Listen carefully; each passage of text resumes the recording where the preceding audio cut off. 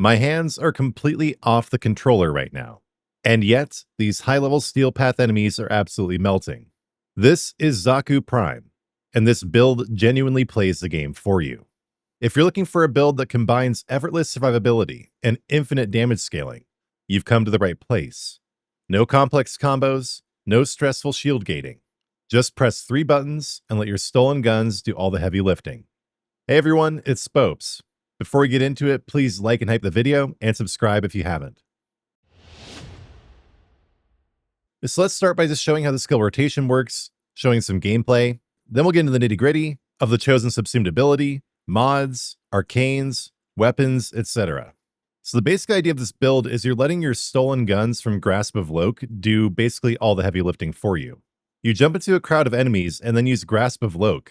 You can have 16 guns in total with maximum ability range. And then as soon as you grab your guns, make sure to cast the Vast Untime, so the countdown timer is frozen. You can also swap the order of that.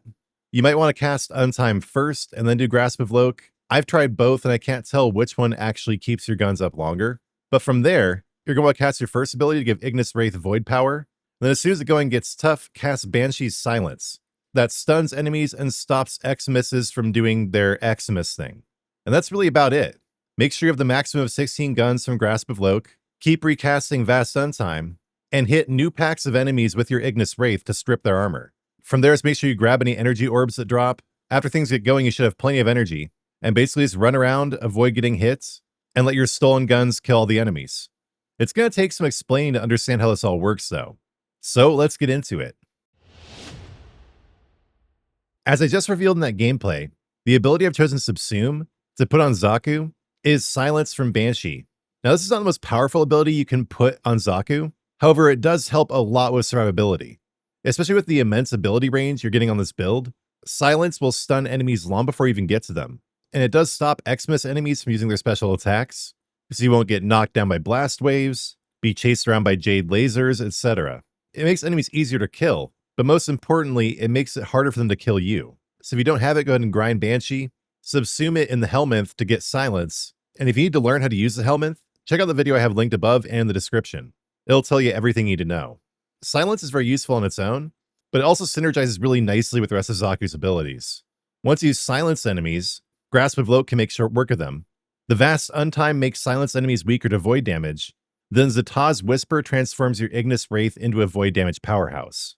And yes, I did get rid of Xaku Prime's third ability, the Lost, to put Silence in here. I know the Lost is powerful, especially for armor stripping, but I'm doing that with my Ignis Wraith instead.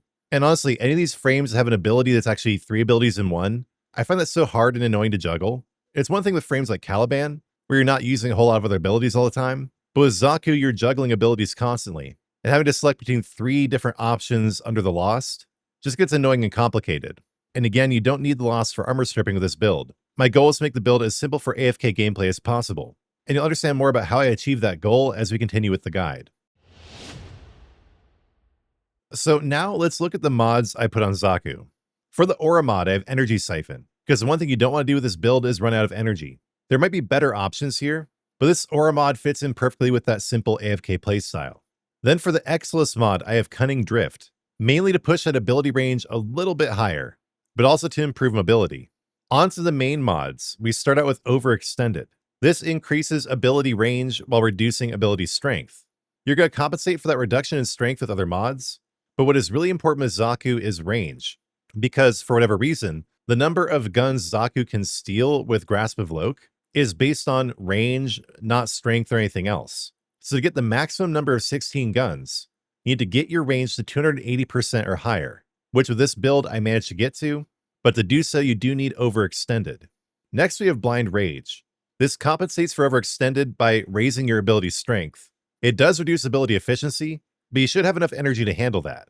And then to give just a bit more range, I have Stretch. And then this slot is really up for interpretation, but I chose the mod Boreal's Hatred because I was finding the build to be kind of squishy, and I wanted to compensate slightly for the reduction in ability efficiency caused by Blind Rage. Plus, you are going to be spending a lot of time airborne with this build, so that 20% damage reduction when airborne is actually quite helpful. But what's absolutely essential is Adaptation. This is one of the best defensive mods in the game. Whenever you get damaged, you get resistance to that damage type, up to 90% resistance. absolutely indispensable. Then we also have Intensify to increase ability strength. The damage your stolen guns do does scale with enemy level, but you can boost that damage even further with ability strength. And then we have Augur Reach to get that ability range up to 280%. Augur Reach is also useful for survivability because it converts energy you spend into shields. And lastly, we have Primed Flow. This raises your maximum energy to 715, giving you a very large energy pool for using all your abilities. As you can see, I was able to put this build together with just 2 Forma. One of my overall guiding principles with this build is making it accessible. Xaku Prime is quite easy to get, especially right now, because it is not vaulted. As with most primes, it's actually easier to get in the original version. All these mods are also relatively cheap and easy to get.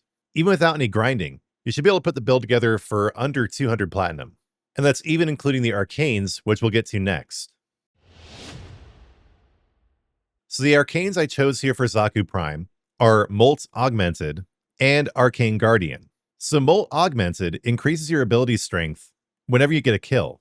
In this fully upgraded version, it gives you about 0.25% of ability strength per kill. So for every 4 enemies you kill, you get 1% additional ability strength, and this effect does stack up to 250 times, for the equivalent of around 65% additional ability strength, once it's at max stacks. And then it's simply undeniable that Xaku is basically a glass cannon.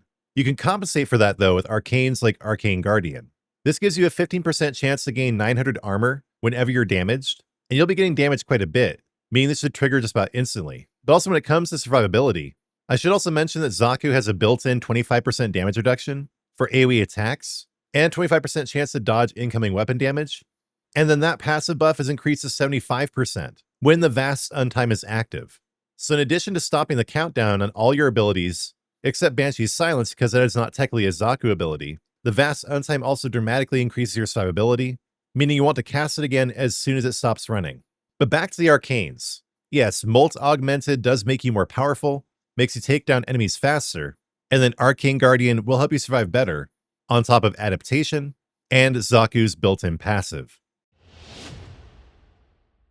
The overall result of all this is your ability duration stays the same, efficiency goes down to 60%, which shouldn't matter with Prime Flow. Your range is a whopping 280%, which makes Silence and the Vast Untime cover basically the entire map, while also increasing the number of guns you can steal to 16, increasing the range at which you can steal guns from enemies, and increasing the firing range of those stolen guns. And then your ability strength is 204%, which makes your stolen guns and your Ignis Wraith with Satah's Whisper even stronger.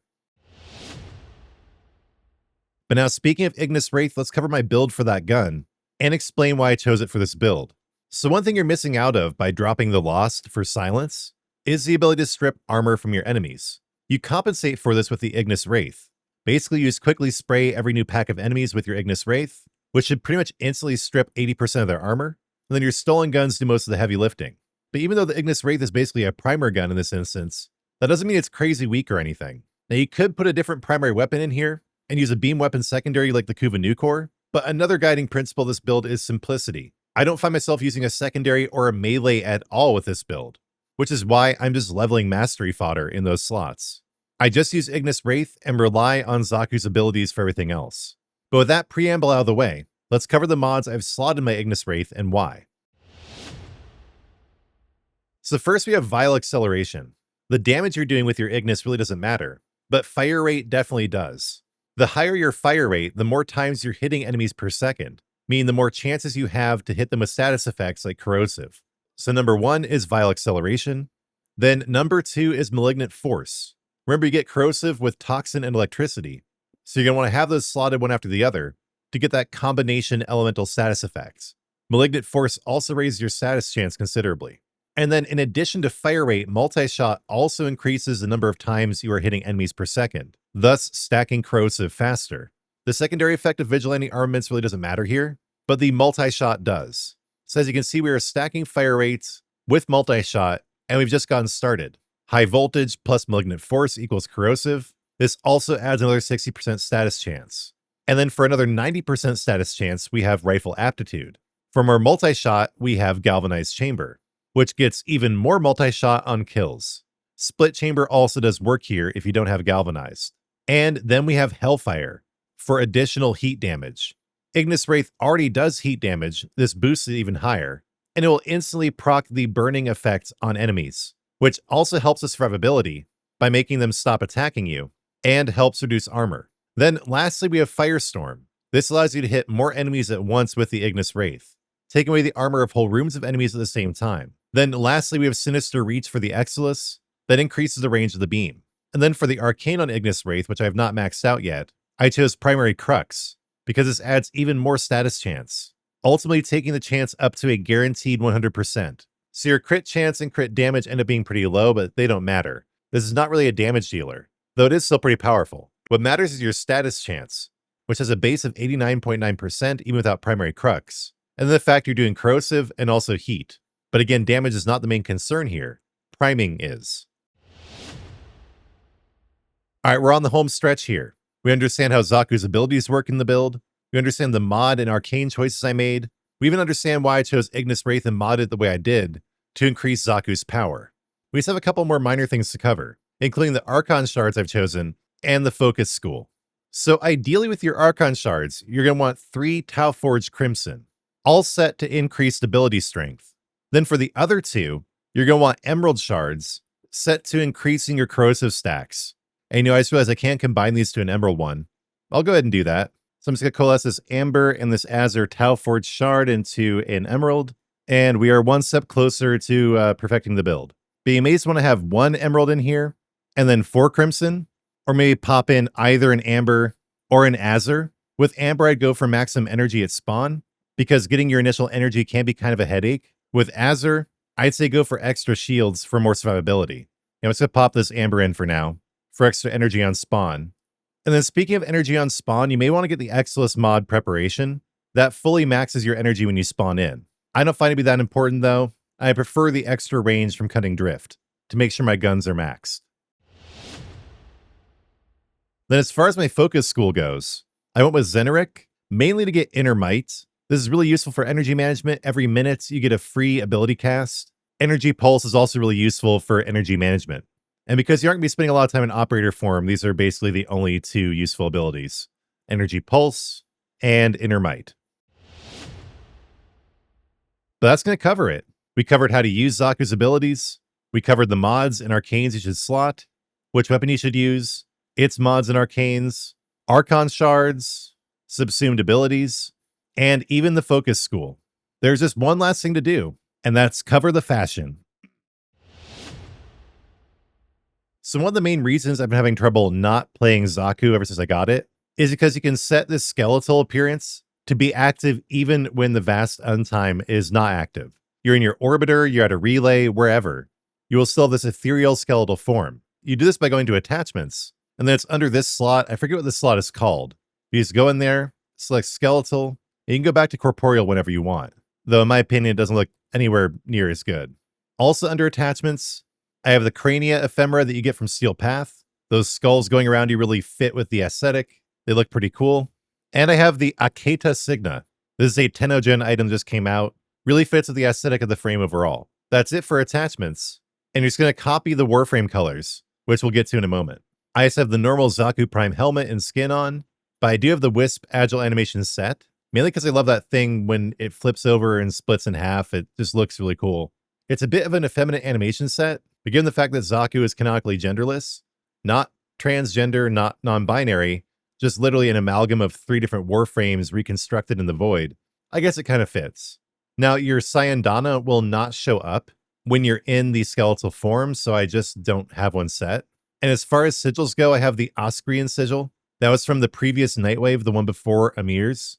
And for colors, I have the bottom left black on the smoke palette, and this one from the ice palette. So that's on the far right, 6 from the bottom. I really wish I had names or designations for these or something. The identity of the die is kind of hard to relate in the video. All right, but now we're on to the dies on Xaku himself, or itself, I guess. So your primary and secondary dies are going to be the top right option in the smoke palette, as white as you can get.